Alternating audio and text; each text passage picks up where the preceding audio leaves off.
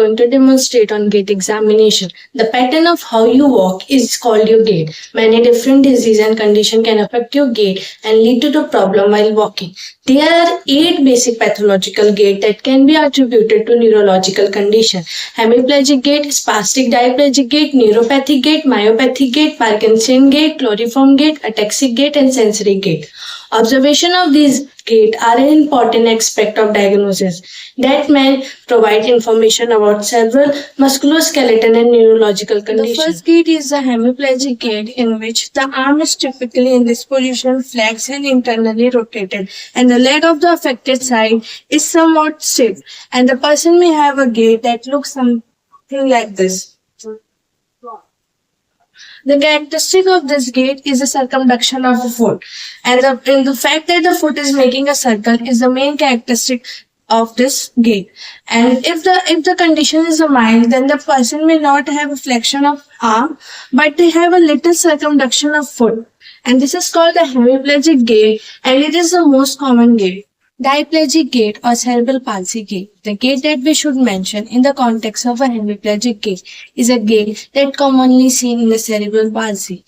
Typically, the patient have extensive spasm and almost seem to be walking on a tiptoe. Although they have some circumduction, they have a lot of abductor spasm that keep their feet close together. So they tend to be walk on their tiptoe and flex like this.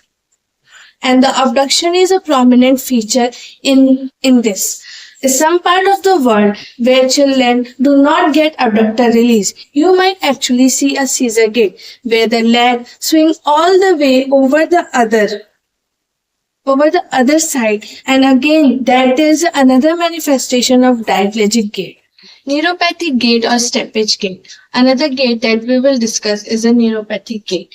That you have a peripheral neuropathy, you have a foot drop. Then typically you have to have a high stepping gait. Otherwise you will trip on your foot and fall forward. So the patient in neuropathy, especially if it's bilateral, will have a gait like this, which is nicely also called as a equine gait or a steppage gait, where the patient walk like this, a high stepping gait. Myopathic gait or waddling gait. This is a gait where patient develop a waddle. In order to understand this, you have to do a couple of things with me if you don't mind. Put your hand on your hip.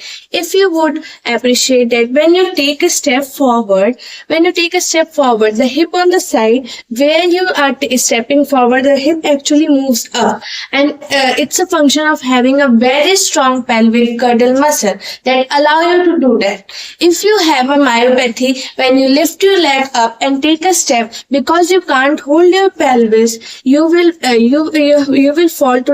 tend to fall on one side, and for you to fall over and to compensate that, you lean your trunk on this way, so you develop a waddling kind of gait. That fact that your pelvis. Another case that we would commonly identify is the gait of Parkinson disease. It's a posture that characterized by the universal flexion.